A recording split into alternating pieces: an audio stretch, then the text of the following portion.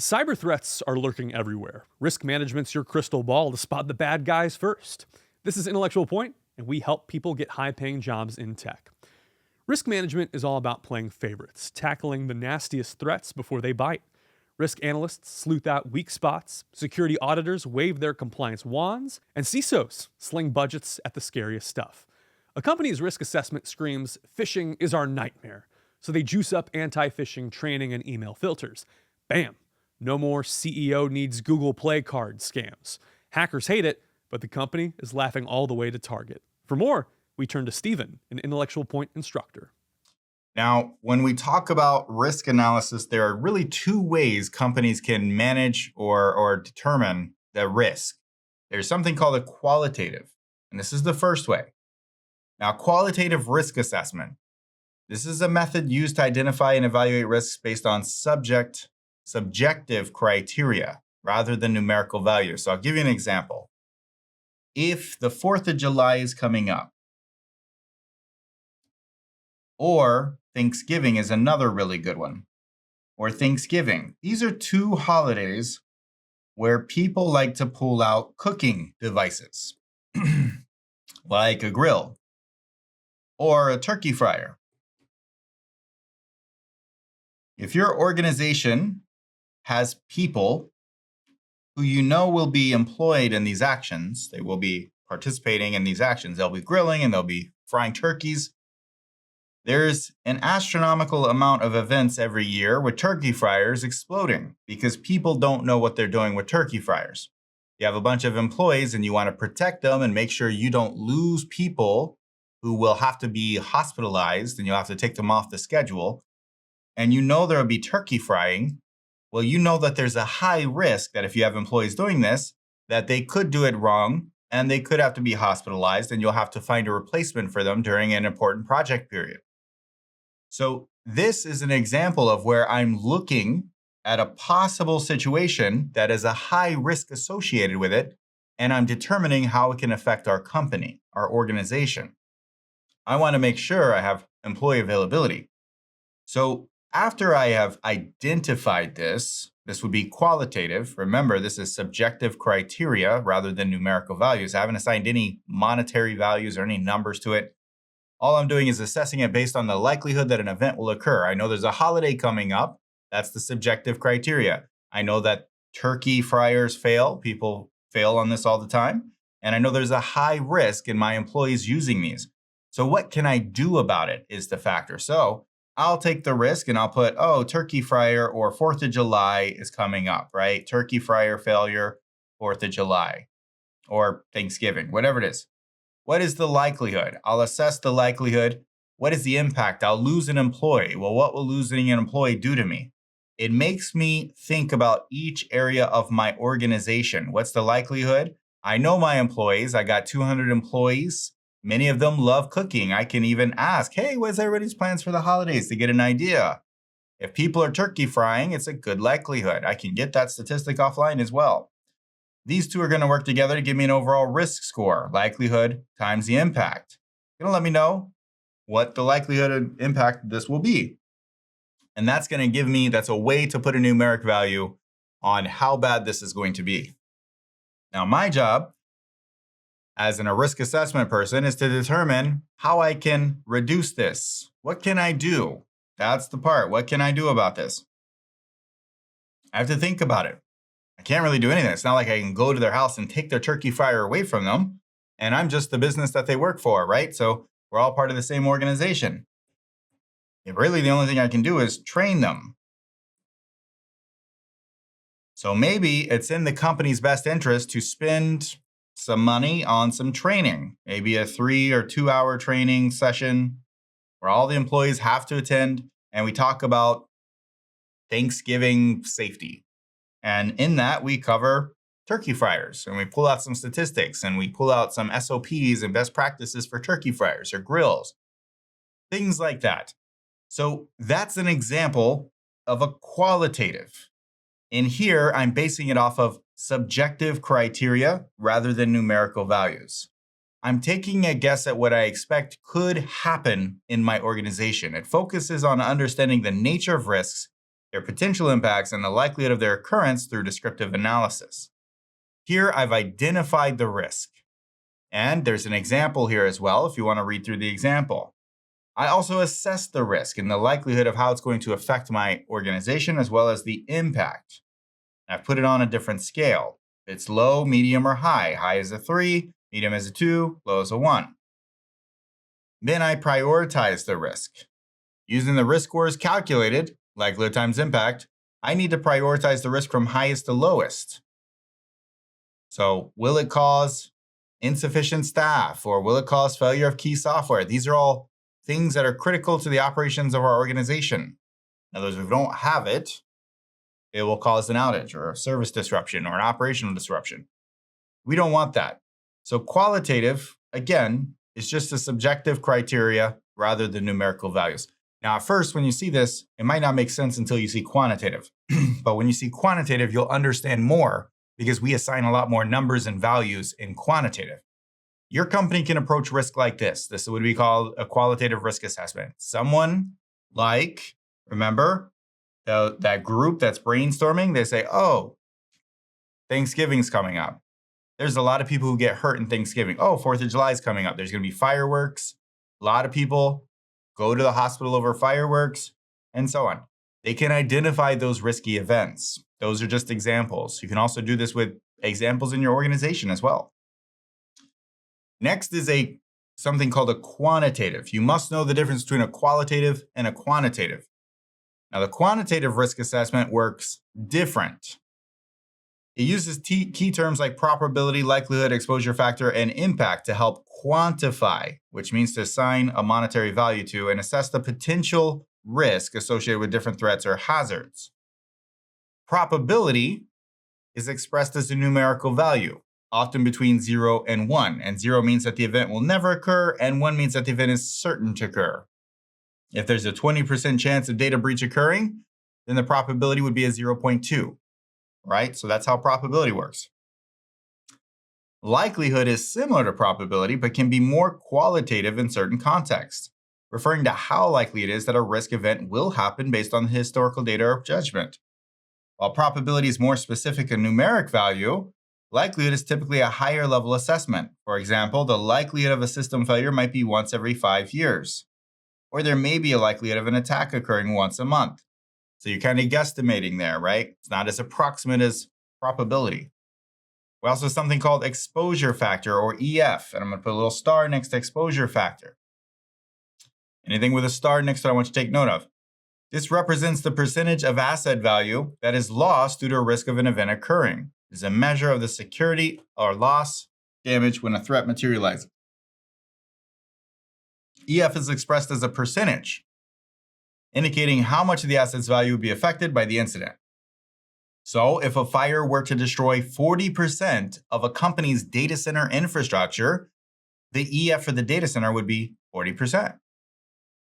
And we'll talk more about EF soon. Next is impact. This just refers to the consequence of or result of that risk, okay? It's often quantified in financial terms, like dollars lost, but it can also include non-financial consequences as well, like service disruptions, operational disruptions, and so on. Now, the quantitative risk assessment, again, systematic process for how we evaluate this and quantitate it. It's going to use a couple of key terms. Because when a company uses a quantitative approach, the purpose is to find out a monetary value of what we can expect to lose from a risk. Single loss expectancy, it's in red. It's a financial metric that we use to determine how much money we can expect to lose if this thing happens one time. So whatever the risk is, if there's one turkey fire, then we can expect to lose one turkey and one turkey fryer, right? Possibly one employee, whatever the case is. We can get an idea of how much that's going to cost. But let's put that in terms of a business. Let's say we work in a manufacturing plant and we have a manufacturing line and part of that manufacturing line goes down. If that happens one time, we can get an idea, or we're going to take a good guess at how much that's going to cost us or result in the cost, or something is damaged. It'll cost us $2,000 to replace that piece of equipment. Each time that piece of equipment fails, it's going to cost us $2,000. So single loss expectancy would be $2,000, okay? Because we would expect to lose $2,000 each time that it failed. Now, we don't know how many times it failed in the year yet, but we'll get there. Next is something called annual rate of occurrence, the ARO. Now, this is how much we expect something to happen in 1 year. So if that conveyor belt or that piece of equipment fails 3 times in 2024, in 2025, we can expect it probably to fail somewhere around the same amount of times if nothing has changed. So we can guess that our ARO is 3, which means that if we expect to lose $2,000 each time the conveyor belt goes down, and we expect over 2025 that the conveyor belt will fail 3 times, we can take the single loss expectancy and multiply it by the ARO, the annual rate of occurrence, and that will give us something called the ALE, the annual loss expectancy or the annualized loss expectancy, which would mean that we could expect to lose $6,000 as a result of this risk of this conveyor belt going down over the course of 2025. This is a way for us to guesstimate a monetary value of what we expect to lose as the result of a risk occurring. And this formula is how you would do that. It's SLE times ARO equals ALE. Now you can also reverse that. ALE divided by ARO or SLE will give you the other. So just like basic math, you can compute anything. So you can take that $6,000, divide it by 3, and you will get 2,000. Or 6,000 divided by 2,000 will give you 3. You can interchange these. Now, ALE is extremely useful in determining whether the cost of mitigating a risk is justified by the potential benefit compared to the impact of the risk itself. This is in purple because it's important. So that's what we use ALE. So if we're trying to determine if we're going to implement we're going to buy something to fix a problem, how bad it is, the amount that we expect to lose on an annual scale versus the operational cost of that would give us an idea if it's worth it to purchase it. So if we purchased a second conveyor, but that conveyor costed $10,000, but it would guarantee that it would bring the ARO down to 1, then that would be a $4,000 difference. We'd be still spending $6,000 more than we probably need to, which would be more than the overall operational cost of what we would expect to lose on an annual basis. So it might not be worth it in that setting to do that. The ALE gives us an idea of the cost and whether it's worth it to purchase additional stuff if there's enough benefit based on that monetary value. Number 2, ARO is the most important factor for a company who's trying to decide whether it's worth it to purchase cybersecurity insurance policy, as it assesses the likelihood of a risk. If you're driving your car and you want to purchase insurance, you're going to determine the type of insurance you get based on how many times you expect to get into a crash a year. If you don't ever expect to get into a crash because you don't ever drive, you can get the cheapest insurance and probably be okay. But if your job is to drive around the country 24/7, you're probably going to invest in more auto insurance than a normal person would. That is because you're basing that off of the annual rate of occurrence. How much would you expect to be driving? And what's the probability that you're going to get into a car accident? That's likelihood. And what's the exposure factor? If you get into an accident, what is the deductible for your insurance? Is it $1,000?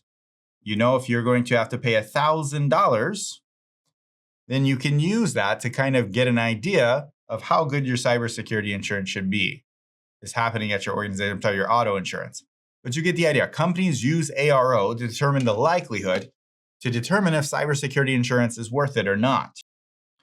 Now let's move into a risk register, talk about what a risk register is. It looks like this. This is exactly what it looks like. If you're looking at the screen, this is a tool that we use in risk management to document and track identified risks within an organization. This is a must know. You must know what this is. All right, so it looks like this. The date that it came out, what is the description of the risk, what is the risk ID, what is the likelihood of the risk occurring, what is the impact. Remember, this is 2, 3, 1, 3, 1, 2, right? It's 1, 2, and 3. What is the severity? Who is the owner of this risk and what action did they take to mitigate it? And oftentimes companies will include an additional area here where it says how the risk is mitigated, what it's been brought down to, what the risk score has been brought down to. Now, a key risk indicator is a measurable value used by organizations to evaluate the level of risk associated with specific areas of their operations. For example, number of system outages per month. They can get an idea of this. A risk owner is an individual or entity within an organization that is assigned the responsibility of managing a specific risk. There's a person who's in charge of keeping track of this. And a risk threshold is a predefined level of risk that an organization is willing to accept or tolerate in pursuit of its objectives. So if these are too high, they might say, okay, we're not going to do this part of the project. Hey, we're not going to include this in that part. They can remove that. There are different ways to mitigate how they handle risk in the organization. That's what we're about to get into. Now let's talk about risk tolerance. This was in a previous slide, but it actually said go to the risk section. So risk tolerance is real easy. It refers to the degree of variability in investment returns of the acceptable level of risk that an organization or individual is willing to withstand. So this says, what is your organization willing to allow as far as risk acceptance? Are they allowing high levels of risk? What are they willing to tolerate? Okay, so an example of this is the company establishes that it can tolerate a maximum of 2 significant cybersecurity incidents per year. And this would result in financial losses that don't exceed $500,000 each. So they can accept up to $1 million in possible risk. So that's how companies look at it. They have a quantifiable amount that they can use to say, hey, it cannot surpass this. We won't be able to afford it or put it out of business or whatever the case is. This allows the organization to make more informed decisions about the risk they're willing to take on. It also decides that any potential breach that may expose customer data is unacceptable. It's unacceptable to lose this money. So they will implement strategies to make sure they don't run into that. They'll do everything they can to mitigate this. Now, risk appetite is a little bit different than risk tolerance. Tolerance is what they can accept. Risk appetite is a little bit different. It's the level of risk an organization is willing to accept. So the tolerance can be $1 million, but the appetite can be lower. They can say, I want my appetite at 200,000, no more than this. That's their goal. That's what they don't want to hit more than. All right, so that's what they're willing to tolerate, or it can be more in pursuit of its objectives. It reflects how much uncertainty and potential loss an organization is prepared to handle when making decisions. If they start up a special project that could be extremely profitable, maybe they would say, all right, upwards of 2,000s, we have up to $1 million in risk tolerance that we can use. We can go up to this value, but not exceed, because that's our tolerance. If we go past this, it'll shut us down. So how high can we go? They're going to have to do a cost-benefit analysis, okay? An organization can have expansionary risk appetite, meaning that they have a high tolerance. They can have a conservative risk appetite, which means they have a low tolerance. Or they could have a neutral, which is kind of in between, right? So you can identify the level of risk. This is their window. This is their cap. That's their ceiling. And they're going to go from 0 to 1 million. And that's going to determine whether they're expansionary, conservative, or neutral based on that. So for example, a financial service company may have a low risk appetite for cybersecurity threats due to the potential consequences of a breach, but a moderate to high risk appetite for a new business venture because it could make them a lot of money. So they can change their risk appetite per project. This is an assessment that's done when we do projects in an organization. What does the risk appetite look like for this project? How much are we willing to put on the line? Okay, that's really what it's asking. This refers to the overall amount and type of risk that an organization is willing to take to achieve its objectives. Next, we're going to go into risk management strategies, what we can do to mitigate risk. And when we mitigate risk, there are really 4 ways to mitigate risk. This is a star. Before we do that, risk management is just identifying how we handle risk, okay? There's a risk management framework, or an RMF, we can use. You can read up more on this as well. It just is a formal risk management framework for standards and guidelines and best practices. The ISO 31000 does this. This is an international standard providing guidelines and principles for effective risk management. So if you want to see it, you can look at the ISO 31000. You also have NIST's RMF, National Institute of Standards and Technology. Use NIST as a resource. You should be looking at their frameworks. The 4 ways the company can deal with risk.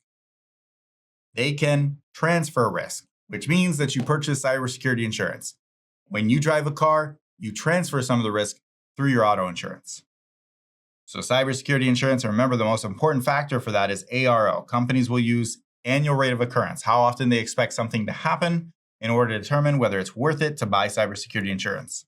But that's an example of transferring the risk to somebody else. If it occurs, there's a payout from a third-party company. A company can avoid a risk. They can avoid taking an action to avoid taking a risk. An example of this is upgrading to Windows 11. When Microsoft launched Windows 11, there's a lot of problems with it. This company is using Windows 10, and when Windows 11 launched, they don't want to upgrade because they know they'll be taking on a bunch of risk. There's a lot of problems that people could use to exploit and get into our company. So they might say, you know what, let's wait on Windows 11 for the first year while Microsoft gets everything buttoned up, and we'll upgrade in the future. So Windows 11 in 1 year. This means they avoid an entire year of bugs, glitches, and problems with the Microsoft Windows 11 system. This is an example of them not taking an action to avoid taking on additional risk. You can also reduce or mitigate risk. This is often done through training, employee training, end user training, security awareness training, and so on. Or you can also implement a security control to help reduce risk. This just means you're moving your risk down. And the last one is to just simply accept risk. There are times when you'll have to accept risks, and that could mean just accepting whatever risk remains after you do training, or it could just mean that you don't have an option, you don't have a security control that will help you mitigate this risk, so you just have to accept what's remaining. And that happens all the time. There are many times where you just have to accept the remaining risk. Now, here's a note down here, it's in purple. If IP Cyber wants to transfer risk to a third-party company, the best strategy would be to purchase cyber insurance to address items listed on the risk register. So they can go to that risk register and they can determine which of these items they want to put under that cyber insurance policy. Now, there's also something called inherent risk, and I want to cover these really quick. Inherent risk versus residual risk. These are good terms to know. Inherent risk is what's there before you implement any mitigations. So let's just say there's a high chance that one of your employees' laptops are going to be stolen and the data will be compromised on that laptop. So inherent risk for that is all the risks that exist as a result of that situation. If somebody were to get their hands on their laptop, they'd be able to access the data on that computer and it would cause severe harm to our organization. So it's incredibly high. We come in, we implement a security control. We say, okay, we can't really do anything about the employee's laptop being stolen other than train our employees. So let's provide training, and we can do something about people accessing stuff on a laptop. Why don't we implement some security controls like encrypt the entire thing with full disk encryption? This way, even if it's stolen, nobody can access that data without the proper key. So now what you've done is you've implemented security controls to reduce the impact of a situation occurring. And what remains after, there's still risk there. There's still risk that somebody could take the laptop. That's all that's left is you've reduced the risk down to an acceptable level, and you've created what's called residual risk. So inherent risk is what exists before you implement any security controls. And residual risk is what exists after. It's the remaining risk left over after you've implemented your mitigation strategies. That's the difference between the two. Want to outsmart cyber risks like a boss? Come to Intellectual Point. We have live instructor-led training and on-demand training for cybersecurity and AI courses. We will help you launch your career in IT. Thanks for watching, and I hope you like and subscribe to Intellectual Point.